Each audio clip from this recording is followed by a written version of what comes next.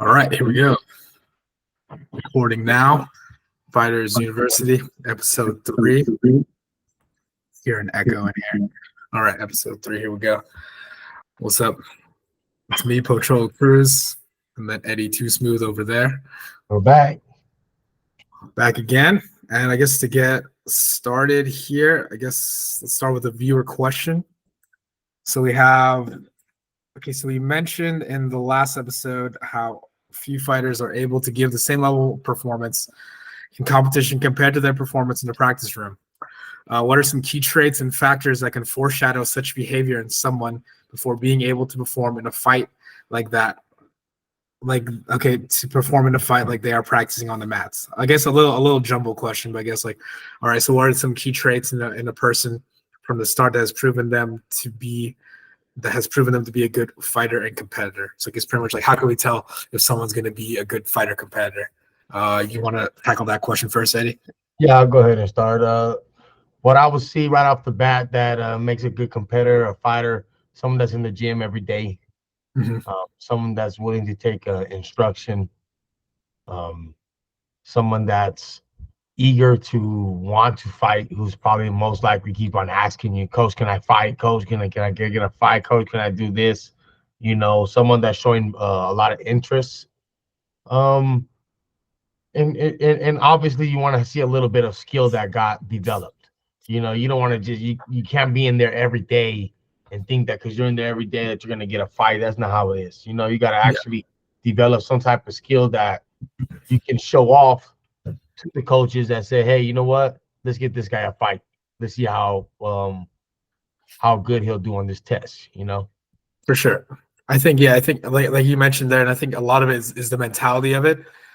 And especially I think is the person are they there challenging themselves, and are they putting effort into what they're doing? Right. Like you mentioned, is the consistency of attendance, but then because someone can attend a lot of classes, but then they could also just be doing nothing, could just be going through the motions, going through there. So I think the amount of effort, and I guess if they're pushing, if they're challenging themselves there. So, and I guess what that goes who are you going with? Are you going against people that are actually competing, or are you going against carpenters and nurses that are just coming off their shift and just beating them up?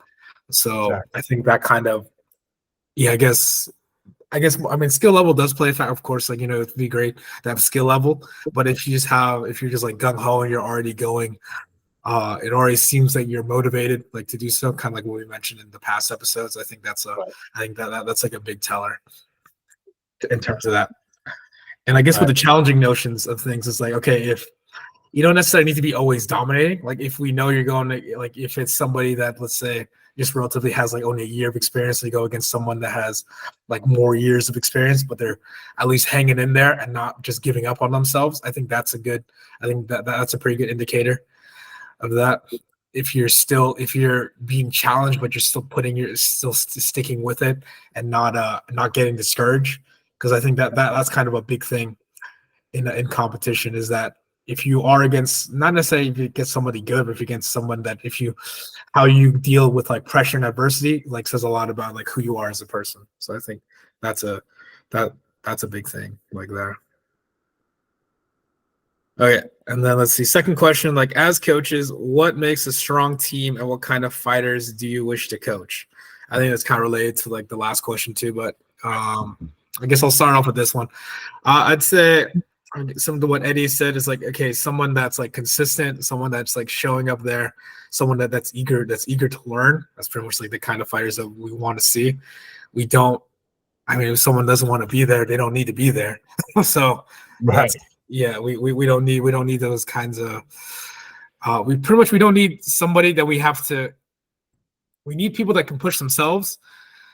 We don't need to push somebody in. We've already been there. We've had some previous scenarios where we pretty much pushed someone to the finish line, and that's that takes a lot of effort for us. It really wasn't really worth it, because then those people find a way to get out anyway.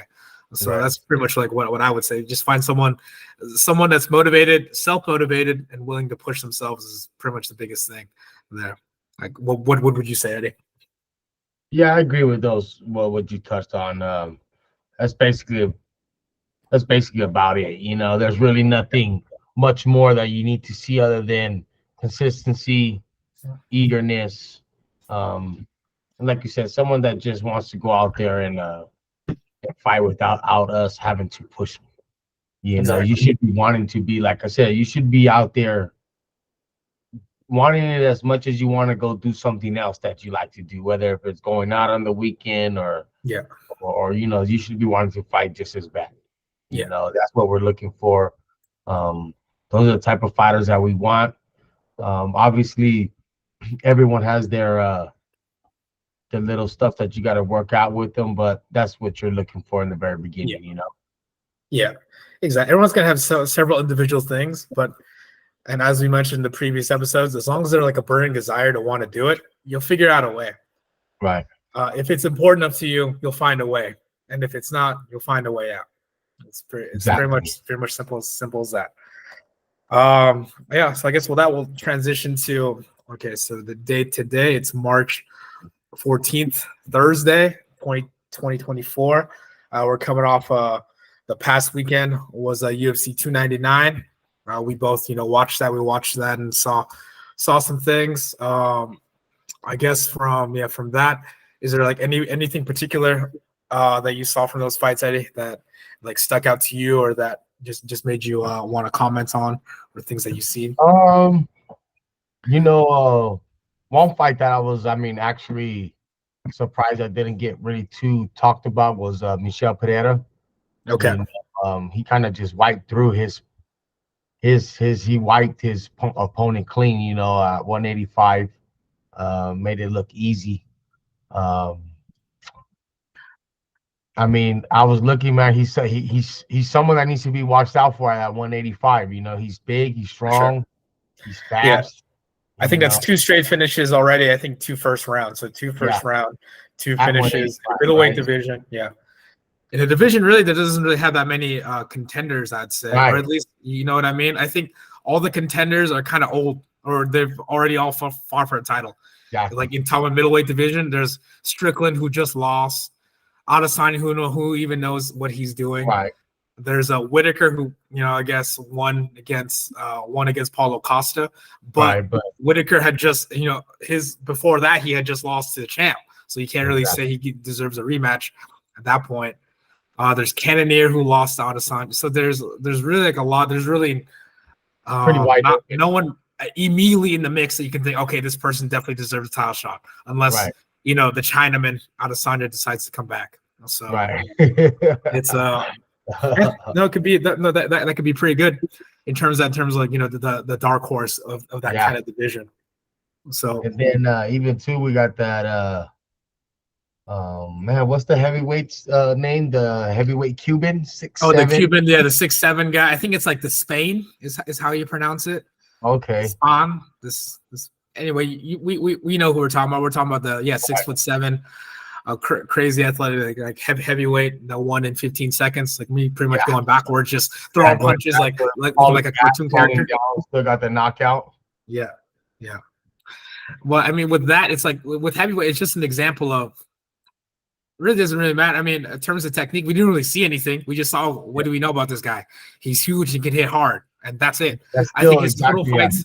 What was the length of his fights before that? I want to say that might be one of his longest fights. Wasn't this fight before that with 10 seconds? And the other one before that was 7. Yeah, like 4 fights altogether, or I don't know, some crazy stat. I think altogether it's like less than 2 minutes, something like that. No, 37 seconds. Yeah. All his fights. I was like, oh my gosh. Yeah. I was like 37 seconds combined. It's like, what are we gonna see out of this guy? What a career! Right. Hey man, I wish I had that. I wish I had a career of just 10-second knockouts. That'd be so easy. That's crazy. And then you had Curtis Blades with the upset on Almeida. Oh yeah. With that, it just showed that. Almeida, tried, because I wanted to say that was second round, right? Because the first round, Almeida came in, tried to wrestle him. But really, in terms of wrestling, it really didn't look that impressive in terms of, and it kind of showed, because with that, So how Almeida got finished is so he overextended on a takedown and just stayed there, and then Blades just not even really with elbows like we were talking about. It's just hammer fists like that. Little knocks on the side of his head, just rocking him. And he let him do like what about 5 or 7 of those to get himself get knocked out. And then I mean, like I said, after 2 or 3 of those, I'm sure your head has to be just, you got to be rocked. I mean, come on. Oh, for sure. That's like, and I feel a lot of fighters tend to forget to do stuff like that. They forget that, hey, you're allowed to punch and do other stuff. They get to just think, he's wrestling me. I need to wrestle. There's openings. You should be landing those shots. And that's kudos for Curtis Blades, because he probably wouldn't have won the fight without that, honestly. Oh yeah, for sure. I mean, the way the fight was going, it really wasn't going his way until he decided to do so. And I think that's a thing too. It's just a matter of like realizing like what spot you're in and are you able to capitalize. Exactly. So okay, I think there was that, and then speaking of also good timing in terms of that, I think another example of that was Gilbert Burns against Jack Del Maddalena, because the finishing sequence of that was essentially Burns was going for a takedown, and then just knowing that there was going to be some space in between. I remember me knowing that I'm over here going for Burns on my parlay, and I'm over here yelling knee for him to go right into it. But it's basically like you kind of seen it happening, he was getting real desperate, trying to shoot. You knew off of that break like that, but he was most likely the shot was coming, and it was just great timing.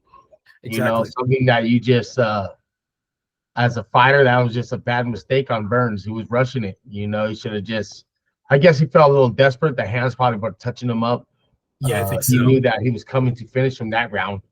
According to the judges, he was up 2-0, right? When I believe so, because I don't think I didn't really see what the card. I mean, they didn't read the cards because he got finished in the 3rd round, but probably I would assume that Gil Burns was at least up.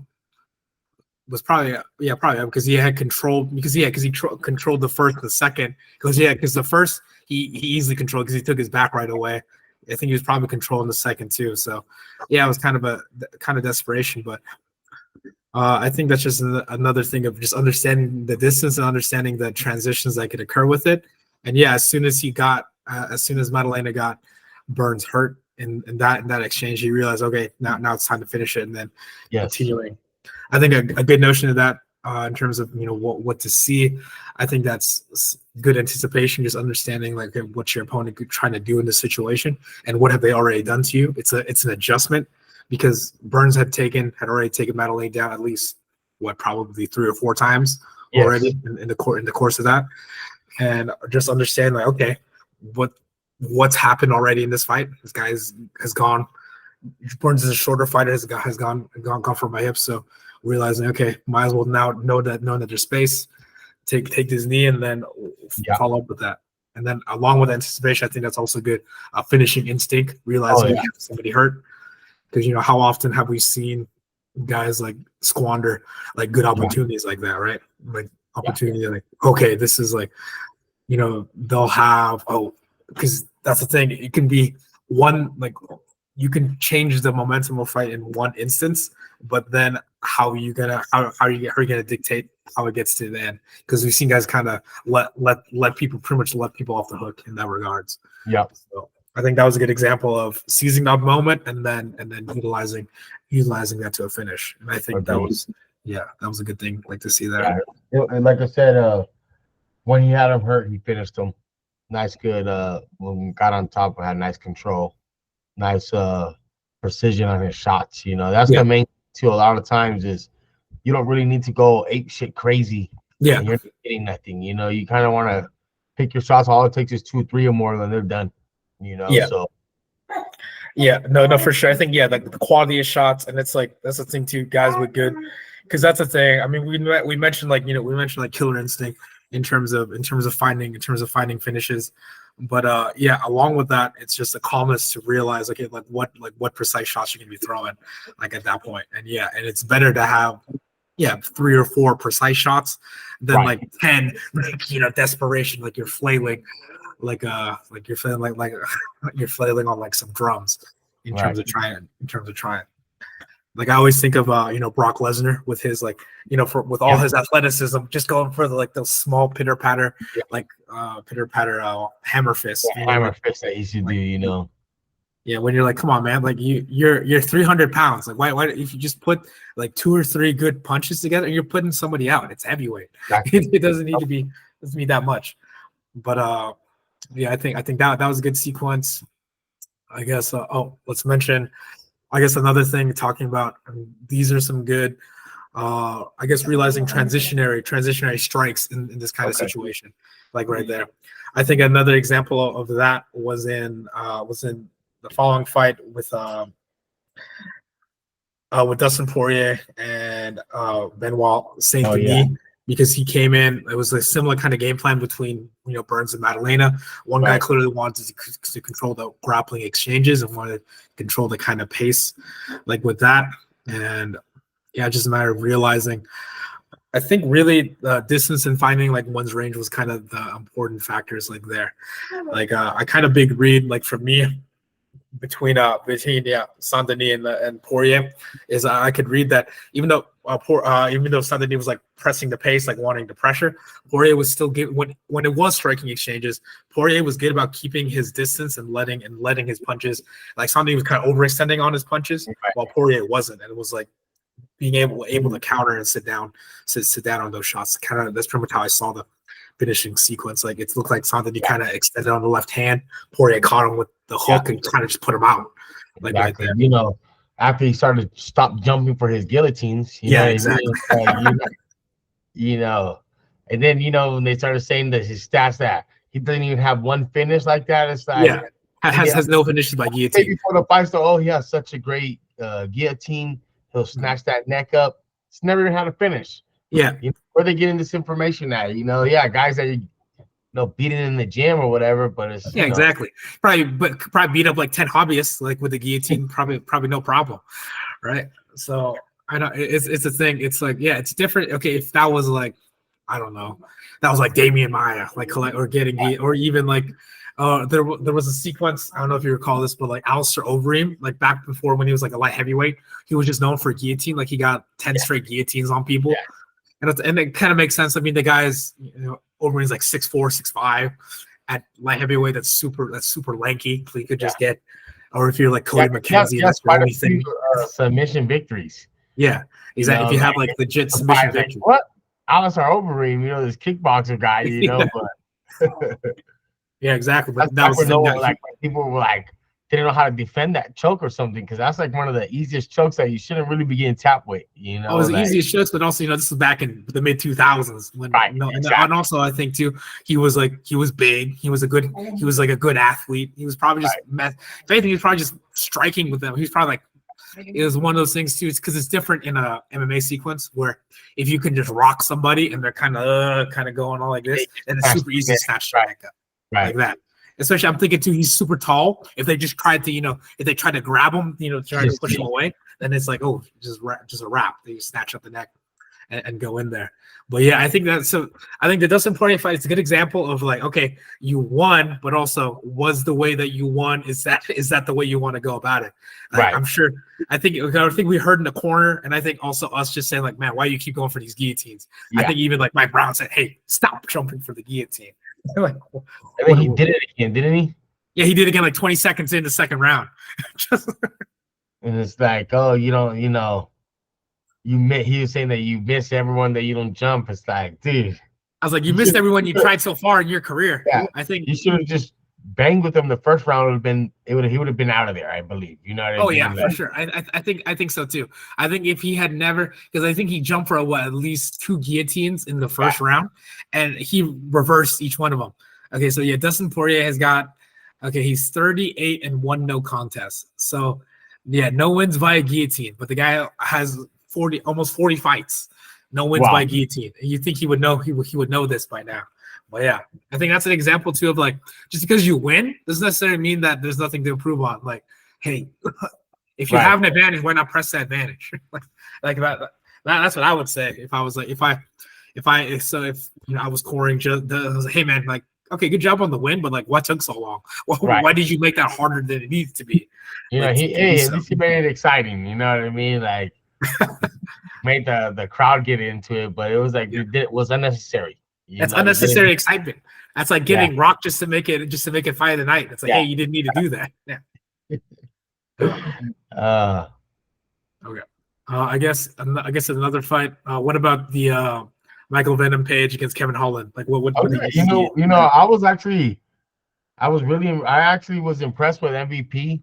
Mhm. It's funny because I heard, just afterwards, the announcer seemed like, or I guess, what would it be after the UFC post show or whatever that they Oh, do after? the post press Yeah, conference.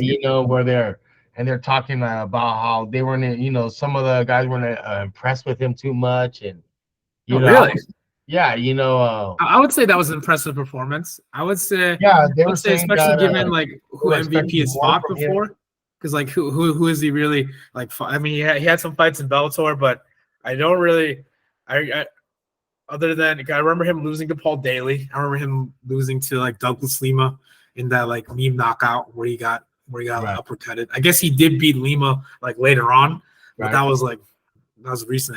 I think that was by decision. It wasn't anything too impressive. And then he came out bare knuckle boxing, losing to Mike right. Perry. So it's like from his recent performances, like nothing really good, like from there. So I don't know. I don't know why they wouldn't be impressed, like given how his level of competition.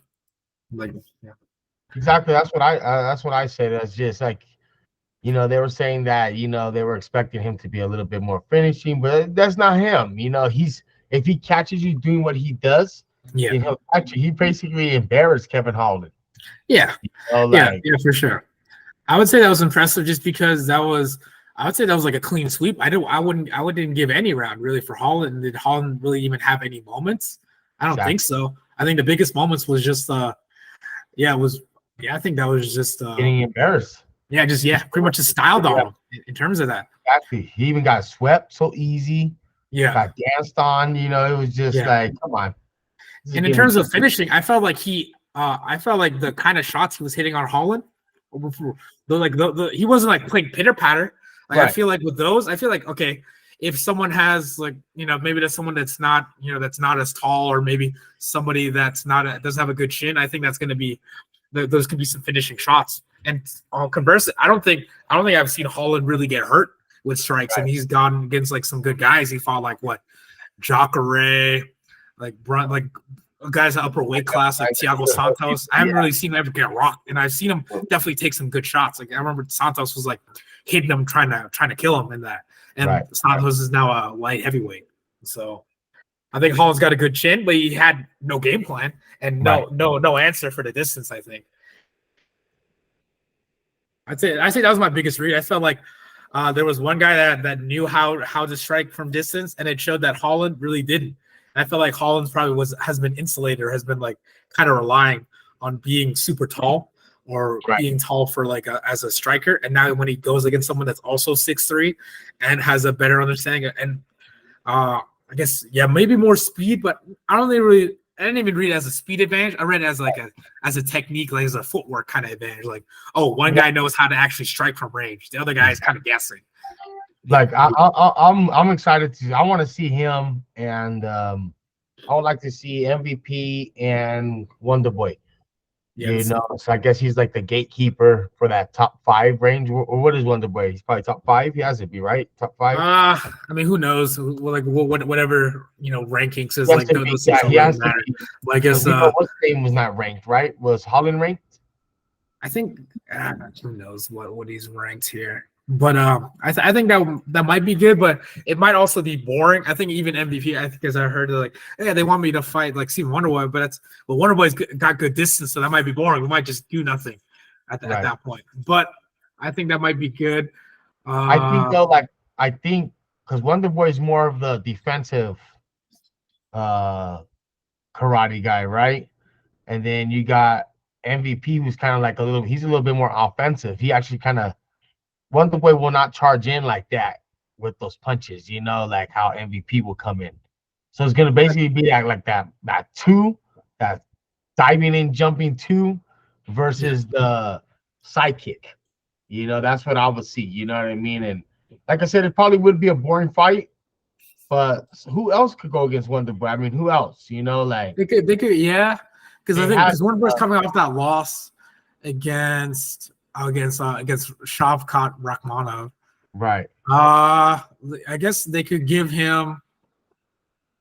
I mean, I guess they could give him like Ian Gary. I would like Yeah, to see him against Ian Gary. I think he probably beats Ian Gary. I think he beats Ian Gary, especially what I saw that. Yeah, that guy, Ian Gary's brain is not enough for this guy. This guy will mind fuck you, I think. Exactly, and I feel like, yeah, I could see who else they could beat. I guess they could beat. You could beat yeah, who knows really at that welterweight title picture, because no one's fighting for a title yet. But Ian Gary would be good.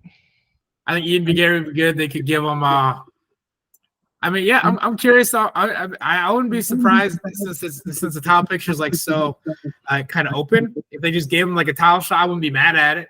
If they just put like Leon MVP for like a London card and then had Aspinall like blades on that, I think that would be an interesting fight night or like a pay-per-view in like London. Yeah, because Leon Edwards has no one's fighting him or has no scheduled opponent. So right. I mean, the guy, because like MVP is like what 36, 37, just like yeah, just put him in the title fight right off the bat. Yeah, just put him in a title fight like right now, and then like if he loses, he loses. That's it. Because like that's the thing. There's no time to build up. Right. Build him up with winning. He got it basically. Yeah. Yeah. Exactly. Like snaps it like that. And then like if because I don't want to see Ian Gary Ian Gary would get whooped by Leon Edwards. Yeah, I think so too. But I think that's. But I agree with you. I don't think Ian Gary would get past like MVP. So at this point, especially at this point in his career, given what I saw from Ian Gary against Jeff Neal, yeah, I was like, come on, man. Like you have clearly. And I think this is probably like I think this kind of central point that I've seen in that fight card is that we saw a lot of guys that moving forward doesn't necessarily mean that you're winning. And then if you're not necessarily pressuring, if you're not actually putting the other person in actual danger. Because like in that fight, like and Kevin Holland MVP, it was probably I think if I recall correctly, it was just a bunch of Holland trying to walk him down, but not really doing anything, and he was just walking right into MVP shots. Like at that point, like that was this is exactly like he was just traps that he's setting up. Like bam, like okay, now getting hit with like right hands like here and here. So, and I think that's just an example of that's just better like. Better timing, better footwork, and just setting up like traps in terms of that. Understand that if someone's just trying to walk you down, don't give them the opportunity like to do so. So exactly. I think that's a big thing. And then also the fight with Dustin Poirier, Saint Denis. So Saint Denis was trying to press the pace, trying to close the distance, but just showing that good counter punching and just being aware of not letting him like Justin when he wasn't jumping for the guillotines, didn't let himself get crowded and was giving himself just enough distance just to crack him back. Right. That's how that right hook landed. He had just enough space, like let Saint Denis like lunge in and just flipped him with that. That was a good example. And we were talking about good distance striking. I mean, can't deny it.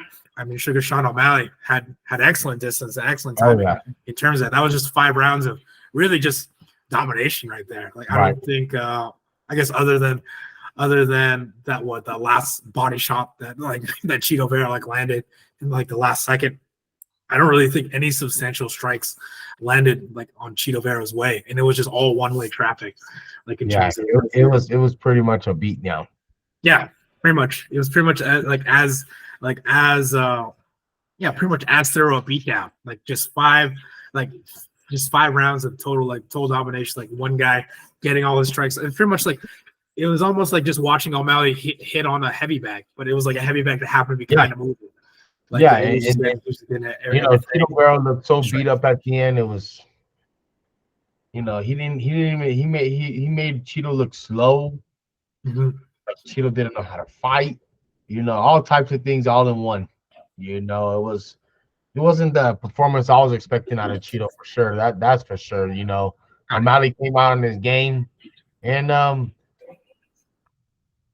hey, he did good. He has his technique was on point, man. It was nice. He without his distancing, his like I said, his shots. I don't know if they must not be powerful enough or what, but if he could just put a little bit more pop on the shots, he gets the guys out of there quicker, so much quicker. You know what I mean?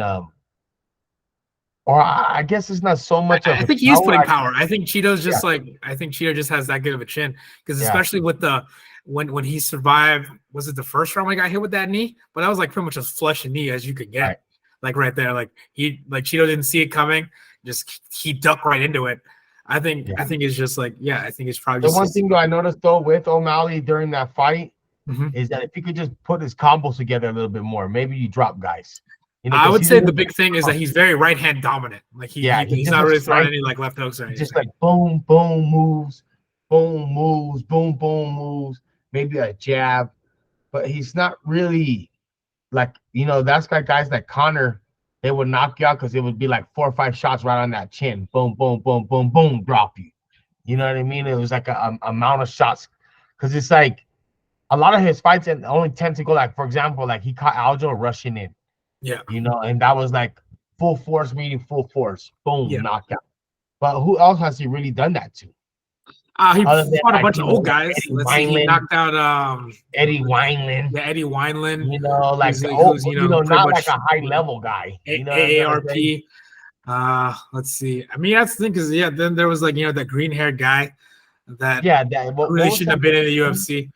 Yeah, but Petri or something like that, Petro or something like that. Yeah. I think his name was like Chris Motano or whatever. Oh, Motano, there you go. But he knocked out a bunch of other guys that that were really already on their way out.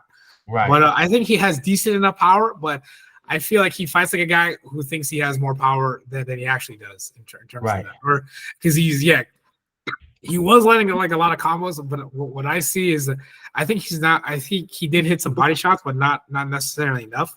And I don't think, especially once you realize that a guy like the guy is just eating all those shots, you got to realize, okay, there's probably a different way that you got to attack this. Like you realize, okay, like how, like are you, got to find a way to hurt this guy to the body, and hurt his legs. I think too. I think he's probably just worried, maybe probably about his like. I think he's kind of just fragile in terms of. He kind of didn't throw kicks. Yeah. Well, I think he's worried about like his ankle breaking. I think he did throw some kicks, but to be fair, he also defended like a bunch of kicks. Yes. But I think they're talking about how you just saw him like post fight. He probably had like 2 broken hands, 1 broken leg, and then I saw that. Yeah. Hey, that's what I mean. People don't understand, man. Like when you fight, like only way that you come out clean is if you get out of there so quick. Yeah. If you go in a 3-round fight, you look like you're good in the ring, because your adrenaline is going, but once you go back, you're limping. You're asking like, oh, can you tape up my wrists, or my ankle's twisted? Like, man, I could barely walk. What happened? I didn't, because it's, after the fight, man, you're gonna be banged up. So I imagine if that was O'Malley, what Cheeto must have looked like. Yeah, they said he was unrecognizable at the hospital. Oh yeah, for sure. Just with all the swelling that happened. But I think that's another thing to note for guys that don't understand, like with you're connecting with punches, you're connecting with kicks, but I mean you're hitting the person just as hard with with essentially kind of small bones, especially like with your hands. Like if your hands are hitting something like solid, especially like skull, you can like it's so easy just to break it or hurt it in that kind of regards. It's like hitting, people don't understand too. It's like there's somebody's face, right? But that's like hitting a wall. Yes. For 5 rounds. I mean, 5-minute rounds. You're just going around peppering up a wall. Boom, boom, boom, boom, boom. Something solid that's hard. And like you said, sometimes you're catching the top of the head, you're catching the side of the skull. Catching side like that, and that's like solid skull, like right there. Yeah. So, like I said, Cheeto his whole face had to have been broken off of that knee. I think at least an orbital, especially with how that was bleeding. Because I remember that was like totally bleeding in terms of that. So he got battered, man. It was just brutal. You Oh, and know, talk about brutal. We were also kind of talking in the middle of it. It's like, hey man, if you're a fighter and you're just like getting manhandled, or not necessarily not even manhandled, if you're just getting like wiped out on the scoreboard like that, yeah, like why not even call like throw in a towel? Like personally, like for you, if you saw like, let's say if you were in Chito Vera's corner, like if you like, how many rounds of that would you need to see before you think like, hey, maybe let's just stop this? Like what? and that's the thing too is it's such a fine line with that, right? Yeah, Where a lot of fighters is, oh, you let me go out on my shield, but at the same time, what is the point of the coach there? Then? You yeah, know, I think we were already saying, like, I think after the third round, like, okay, if it happens to go one more round or it's already seen it, like, you might as well just. Matter of fact, I mean, have you ever seen? What has there ever been a towel thrown in MMA, or have we ever seen something like that? pretty rarely. I think it's like Yeah, it's, like it's we've pretty never rare seen that someone inside the fight, right? Where like a stoppage. It just goes to show how tough guys in MMA are, right?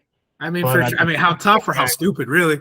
like, yeah, how many times like should we have seen like a towel really thrown? yeah, like or maybe the corner has to tell one of the Has to tell like the ref, okay, we want to stop it. Like in yeah, terms of like, the ref, or they got to tell one of the commission. The commission yells to the ref yeah, gets it done. yeah.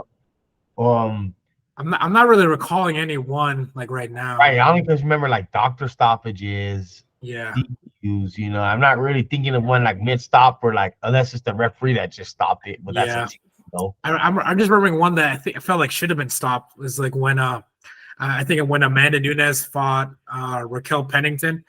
Oh And she's yeah, like, I don't want to go out there. She's like, no, go out there. It's like if I already hear that from a fighter, hey, they don't want to go out there. We don't need to put them out there. yeah. Like, what's Remember like you how? want to finish? They're like, no, you can do it. You're gonna go do it, girl. It's like, gosh, Yeah, you're getting ragdolled out there. I know, right? It's not like a kid trying to go to school. Like, no, mom, I don't want to go to school today. No, you go out there. I'm getting my ass full. Please don't send me out there. No, you're going. Yeah. like what kind of message are you saying at that point? It's exactly. Like that's not the kind of person that's gonna go out and get a come from behind win. It's like especially like Raquel Pennington. Like to be fair, like how many come from behind finishes that exactly. So no, it's true. It's like, come on, you got to, and like I said right there, he wasn't doing nothing since the first round. No. So let's call the fight. But then, you see stuff like that at the end, like, oh, look at how he rocks him with that punch. That's too late. Yeah, it's too late. Like, yeah, like, okay, cool. Like when O'Malley probably was, not thinking about anything. It's like last like 24th minute of a 25-minute fight where you've been just battering somebody. Why would you be taking it that seriously at that point? Okay. It's like, oh yeah, I'm just gonna try to just kill time at the end here. But yeah, I feel like for me, yeah, I think if it's like third round going into the fourth and I've seen like nothing and like no adjustments, I feel like is the biggest thing. Like what did Cheeto make any adjustments? I saw nothing really. Well, yeah, she didn't. He was just. It was look so horrible. Like I said, the referee, the corner could have easily just said, "Hey, you know what, man? I don't care what you say. You're not doing shit. We're right here watching you. That's a wrap." Exactly. It's like, yeah, it's like cool. All I'm seeing is like one-way traffic going one way. You say is like, yeah, man, let's like, oh, you had 15 minutes to do something, and what 10 more minutes of you just like getting your ass kicked. Like, what's the point? It's like, let's just take that out. Like, just imagine like how many more shots he ate in like the fourth and the fifth. Right. And then cool. He landed like one body shot that kind of hurt O'Malley. Like cool. Yeah, got him at the end. Like, where was that? Yeah. But hey, save yourself a lot of trouble in terms of. But yeah, he could have been doing that, working his body. Yeah. Anyone smart out, they take note of that. Get in there and rip his body. He's fragile already. Let's go. Get in there. Yeah. Don't play his game of being on the outside. Yeah. Why take like 300 strikes to get to that point? It shouldn't have been. Yeah, that's like, oh man, it's my strategy. Like right here, he's gonna get real tired. Like, oh, this guy has a chin on him. Like, who cares? Exactly. Like, I don't want to be known for like, yeah, I took 400 strikes, but he ain't dropped me. I know that's such a dumb thing, like to be known for. And that's the thing too. With all that, like in 10 years, Cheeto won't even remember that. Probably, I mean, Yeah. he probably won't even remember if his daughter ever smiled or not. So it's all right. You But know, yeah, that's man. the thing is exactly when you're taking shots like that. Yeah, when you're taking shots like that, if anything, sometimes it's better just to go out because I mean that's what I'm saying. Then you take less damage. It's true. Like for example, man, look at like Max Holloway. Yeah. Not taking away anything from him, but dude, sometimes I can't even understand what the fuck he's saying. You know what I'm saying? He's taking like a lot of shots. But the only thing with that, at least Holloway has, he has the record for most absorbed strikes, but at least he has the record for most strikes thrown. I don't think Cheeto has the No. Cheeto, see, he's Cheeto thing with Cheeto is he's not active, right? He's kind of like there's been fights where, for example, even the Dominic Cruz fight, I would think he was losing that fight until he got that. I would say probably if you look at the stats for that fight, probably I want to say Cruz without striking him. Right, for sure. And then he caught him with that head kick. Yeah. And boom, put him down. Yeah. Maybe Frankie Edgar, he was dominating, but that was but that's also Frankie Edgar. That's that really Frankie Ed, Jersey Shore Frankie Ed. Yeah. Oh man. Okay. You want to hear the stats for Cruz Vera? Yeah. So Cheeto landed 61 of 150 of 156. And so this is Dominic Pillow Fisted Cruz landed 92 strikes out of 249. Damn. Yeah. And then landed 2 takedowns too. So he almost double. So what? That's 30 more strikes of course, Cruz not hitting like as hard in terms of that. But yeah, I outlanded him easily. And probably was winning the fight with the 2 takedowns. Yeah, got 2 takedowns, and this is like a Dominic Cruz. Cruz almost 40 now, probably. Right, 40 with like no knees. Got caught with that head kick, So, and like I said, Cheeto, man, one thing that we all knew about him is he was gonna be tough, which he was, but pointless. It's pointless to be that tough, guys. It's no, sometimes that saying where they say you're just too tough for your own good. He's one of those guys. He's just too tough for his own good because he's just too tough, man. If he was someone else who would have crumbled, went down, O'Malley would have like took off on him like 2-3 punches. They stopped the fight. Yeah, they stopped the fight. He has no broken face. He has nothing. But for him being so tough, he's going on with his whole face had to have been broken. The way it swelled like that. Oh yeah, for sure. Like it wasn't just the right side. It wasn't just his nose. It was like his whole face. It was all of it. It was all cut up too. Along with eyes were sunken into his face. Yeah, they said that. Like I said, they said that when they called Dana that he was unrecognizable. Yeah, sounds right. And then I was telling the guys at the gym, I was like, that must be some shit for O'Malley to be talking. Like, dude, I made you unrecognizable. Your own family didn't know who you were unless they told you that's Cheeto. Yeah, exactly, right.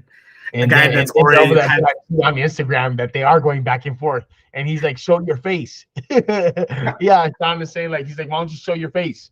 Yeah, and Cheeto's like, "Oh, it's just a cut eye, black eye, typical." I mean, that's nothing. Nothing even to say. I mean, Cheeto. Okay, cool. Cheeto landed like 1 strike out of the whole fight. That kind of. So that's why I say if you landed that, then why didn't you land that earlier? Right. If you like, cool. if you landed that, like, why not? That's why everyone's going out. Yeah, that's what you're saying. Like, oh, how's your liver feeling? Like, geez, you got 1 shot off that didn't matter. know. And I remember we were all saying, like what, 200? Yeah. We were all saying, like, where was that? Well, for 5 rounds, like at the end when they're saying 10 seconds, he wants to show that urgency. Like, where was that at? Like, for 2 rounds ago? You should have went all out 2 rounds ago. You knew you were down 3-0, basically. He didn't win 1 round, huh? No. He didn't win any round. No. Yeah. Okay, you want to hear the stats of the of that fight? Okay, so Cheeto landed 89 of 241. So that's a 36%. Okay, that sounds like way more strikes than really, because I can't really remember anything significant that he really landed. Let's look at that round by round. So first round, He landed 9. He threw 21 strikes, only landed 9. And this is Cheeto we're talking about, right? That's so low. Like, why you only throwing 20 strikes? Unless you're a heavyweight, like why you only throwing 20 strikes around? And then in round 2, he threw 40. So how much O'Malley threw in the first round? Oh yeah, O'Malley threw 36. Okay, and he landed 27. That's crazy. Yeah, 75% everything, and almost doubled up his total. Yeah, almost. You know what I mean? Yeah, he landed more strikes than Cheeto even threw. All in his face. Yeah. The first round was the knee. Was it? Was it the first round the knee? What's that? I think first round was the knee. Yeah. Wow.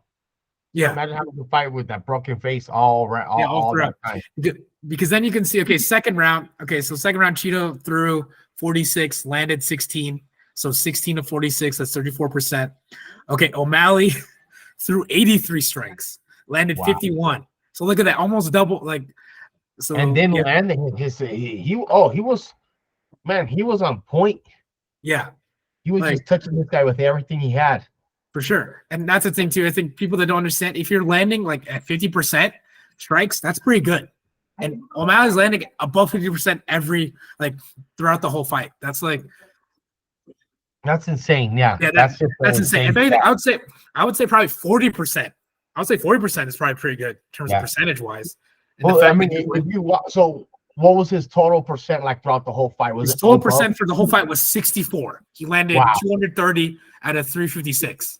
That's down near. That's basically saying every time he's throwing, he'll miss one but hit you with the other one. That's if you're landing with 2/3 of your strikes, that's insane. Like in terms of when do you ever see a boxing match that goes, who all these guys do is throw punches? When do you ever see that? 50. You'll never see a 50%er. It's more like 29%. I feel like 50%. That's a beatdown. I feel like if anything, like 40%, that's already like one guy dominating. I would say. It's like if someone's landing like 60%, that is like a significant, because like let's say man, like if you're landing 60% and you're not winning, you're doing something wrong at that point. But 64%, especially if you land 60% he threw 356 strikes that's one in the same volume. So let's say. So that's by 5 rounds, he threw average 70 strikes a round. So 5 minutes. So he averaged at least what's this? So 5 minutes. So he averaged at least 15 strikes, a minute. Cheeto didn't even land 15 strikes a round other than barely landed. Yeah, barely landed 15 strikes a round, in terms of that. So that's just insane in terms of that. Yeah, stat wise, beat down. Yeah, stat-wise beat down. In real life, beat down. Yeah, and also just wondering too, okay, what was the plan? And that's the thing. For young fighters out there looking how do you expect to win if you don't throw? That makes no sense. That's right. It's like if you play a basketball game and you shoot no shots, how do you expect to win? In terms of that. So that's how, that when it comes, hey man, sometimes it comes in. Everyone has that plan until you get your ass rocked. Exactly. Punch in the face, and all of a sudden now it's everything you say. The only thing is, what sucked is that the hype about the fight was so big, and it didn't live up to his expectation because it was just such a beatdown. But I feel like the hype just came from. I mean, O'Malley said, "Oh, Cheeto got lucky that his leg got hurt." I mean, look at it now. Yep. I would say I'd say that's definitely true. It's because thank God that happened, because he would never been in the situation he is, Exactly. This title was a gift. He's going to be popular, honestly. Cheeto. Yeah. That's the one thing he had is I beat O'Malley, the champion, and then O'Malley shut that thing down quick. Yeah. Yeah. Looking back, it's kind of similar to like Matt Hamill, John Jones. Really, at this point, he's lucky that that happened to him in terms of that. Oh yeah, they weren't gonna reschedule that fight. Matt Hamill versus Josh Bones. Oh man. But yeah, I'd say overall, I mean, we talked a lot about that already, but I think overall, the biggest thing from 299 is I see just understanding striking distance plays a key factor. Understanding adjusting like adjustments to your opponents, like realizing okay, like what's working, what's not working in terms of that. Realizing to press your advantage if you have it.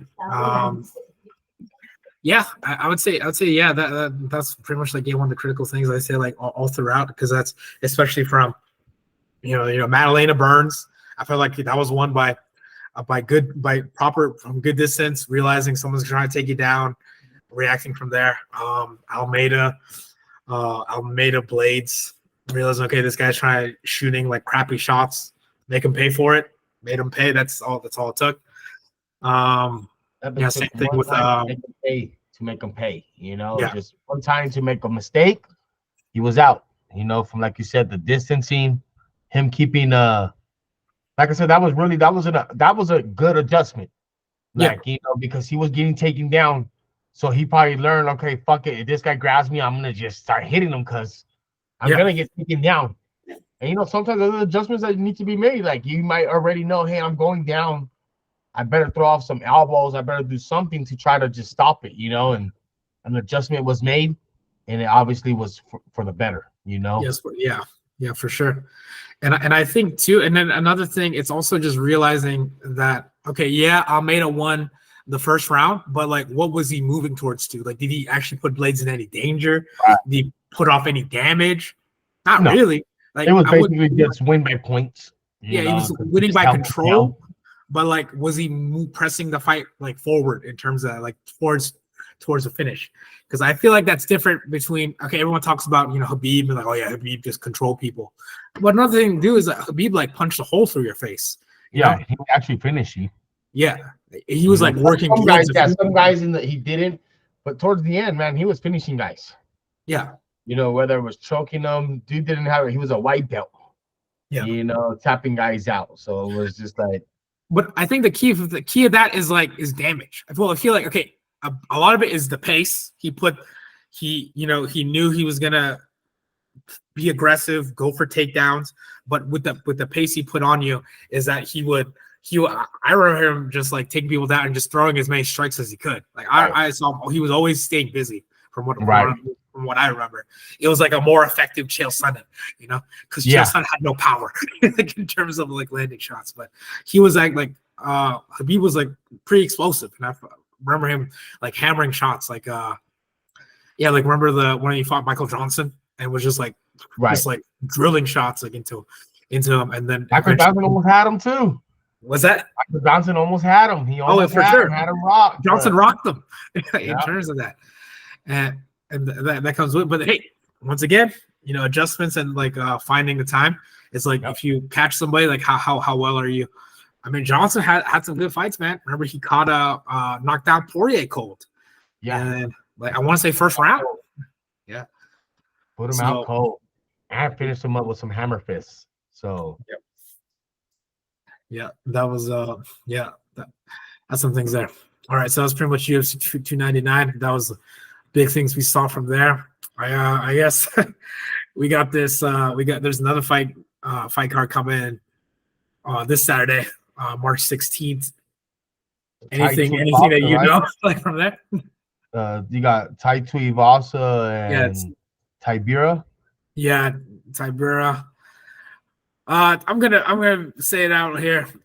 Nothing really of note that I see on this card. I guess maybe some good things could happen at it, but I don't really see nothing too big on the card. There's really nothing. Yeah, there's really nothing. Any other big name fighters, or is this like kind of? I'll read off. Okay, let's start from. I guess there's Thiago Moises, Brad. Oh no, that's canceled. I don't know who this guy is. Charla Lampos Gregorio versus Chad Algieri. No idea. Thiago Moises versus Mitch Ramirez. I know Moises, don't know. Women's strawweight, don't know who these people are. Jacqueline Amorim versus Corey McKenna.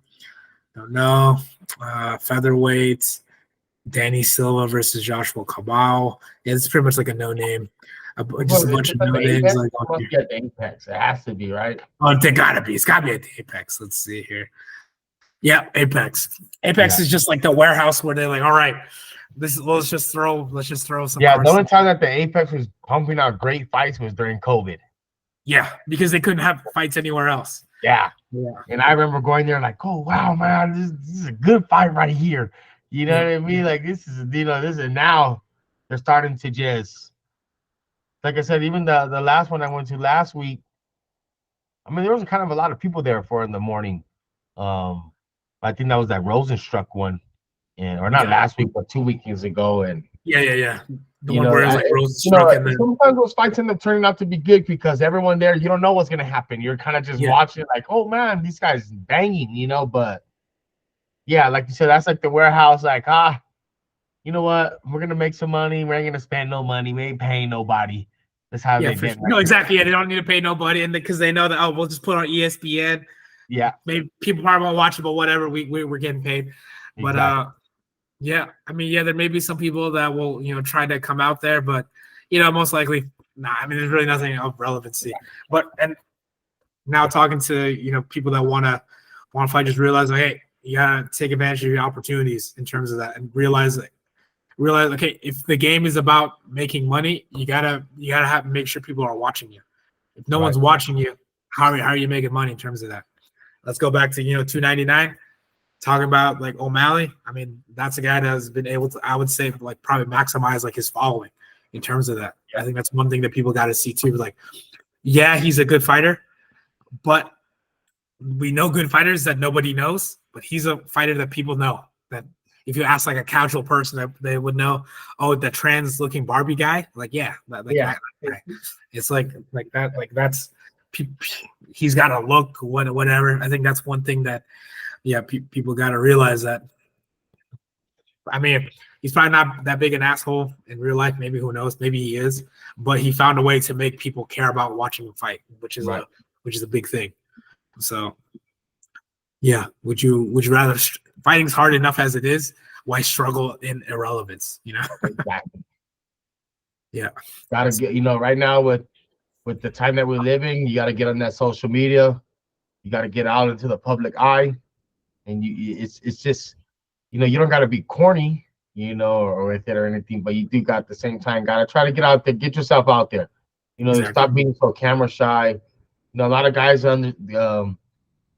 forget that once you get to a stage where they're going to be asking you questions, you got to know how to talk. You got to have a confidence about you, and you might as well start off through social media through the camera where it kind of gives you. A lot of guys now, you see kids so cocky and confident, and it's all because they do all this stuff through social media. They gain that through social media. You know what I mean? Yeah. People following them or people liking what they did. So yeah, exactly. This and sometimes it's this almost a blind confidence almost, because when you actually go in there and start doing it, then you're like, wait a minute, I'm not as confident as I thought I was. You know what I mean? Yeah. But at least they got the confidence. For sure. And, sometimes you see a guy, look at this guy just got, you could tell a rookie right off the bat. He has all the matching gear. He has all the swaggish looking clothes. Yeah. It's like, dude, that thing looks like it's never been worn yet. For sure. And then it's all matching, like all matching colors and stuff like that. Yeah. Exactly. Sure enough, those ones are always they got the confidence to look good, but then when they get in there, the confidence changes a bit. For sure. So, like, do you have the grit to stay with it? I think is a big thing. But yeah, like you said, if anything, I'd rather have someone with unfounded confidence, because at least that's entertaining.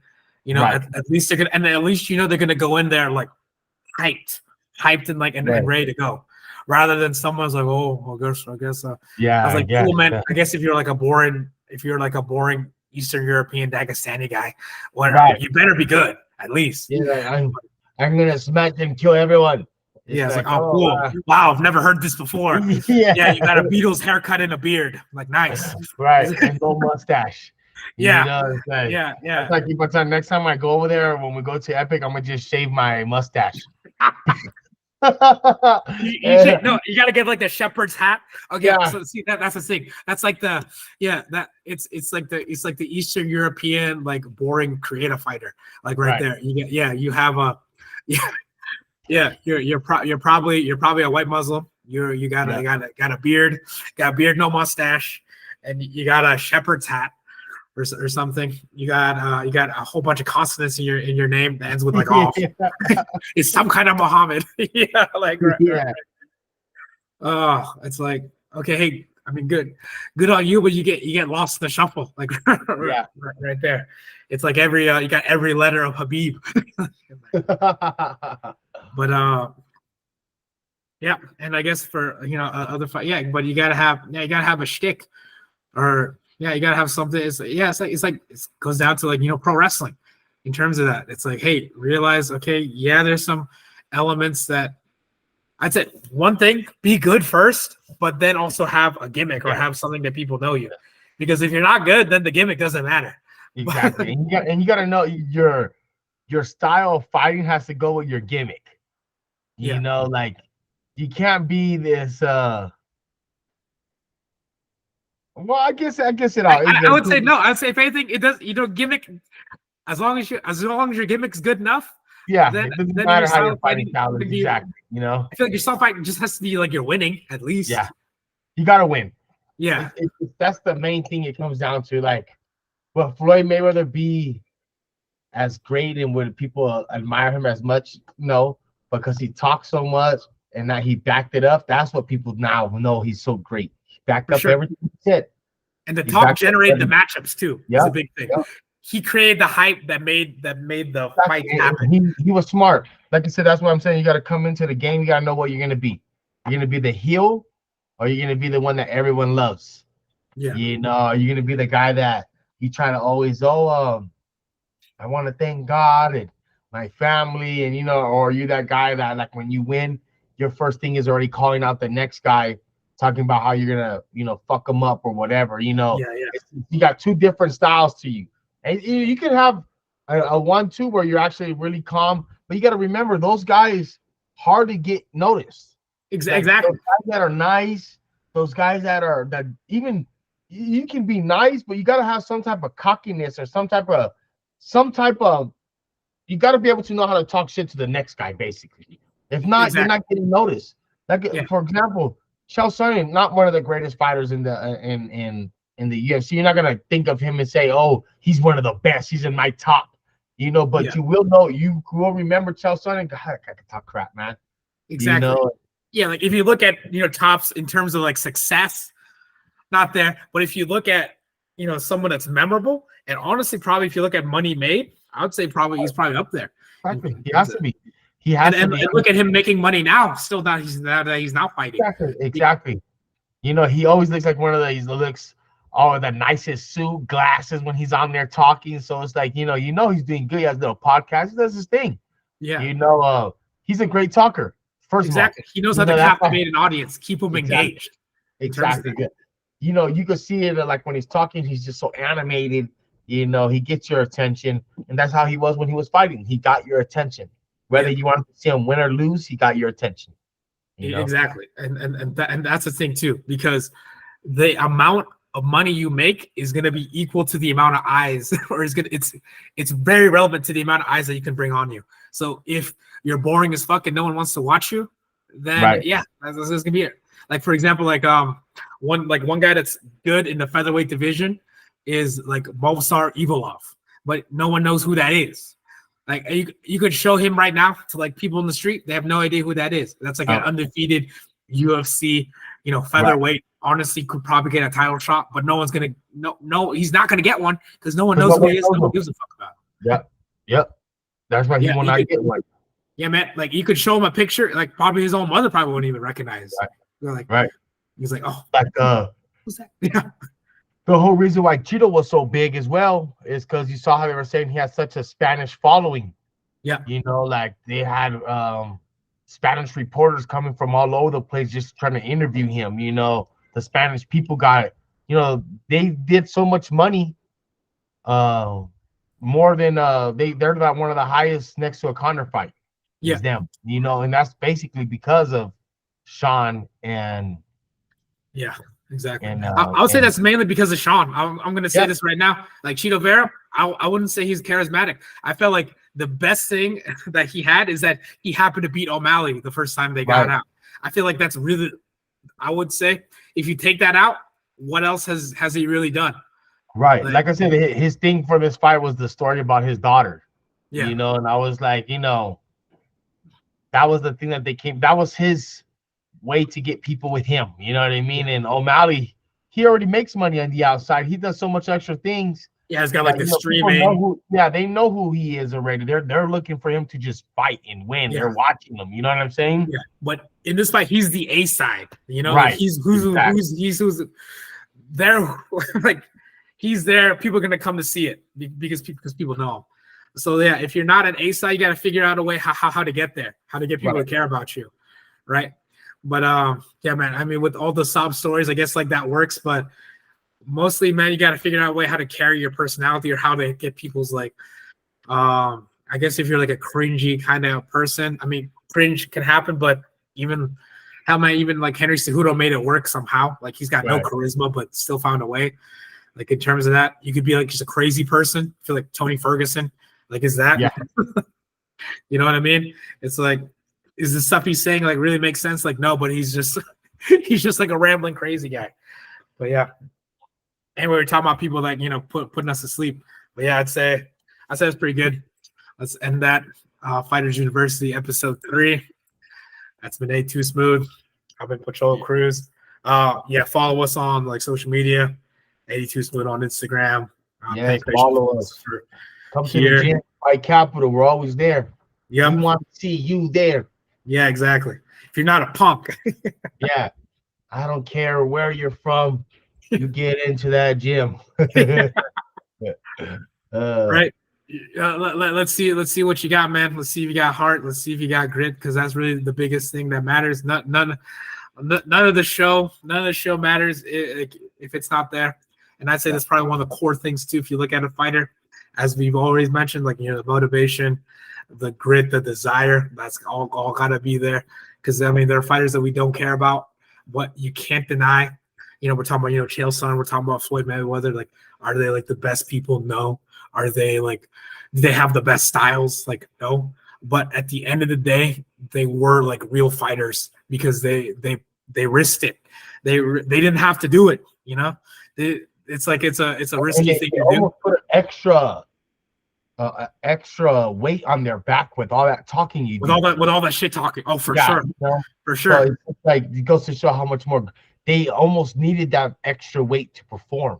If not, they wouldn't put it on themselves. You know what I mean? They needed that. That comes with pressure, and that comes with the mentality of accepting that challenge, knowing that can you back up? Can you back up the shit that you talk? Can you? Is your mouth writing checks that you can actually cash? Like in terms of that, and can you go out and do it again? And I think that's the biggest thing. But yeah, all right, we'll leave that. That's been Fighters University episode 3. We'll see you all around. Good job. Next week. We out. All right.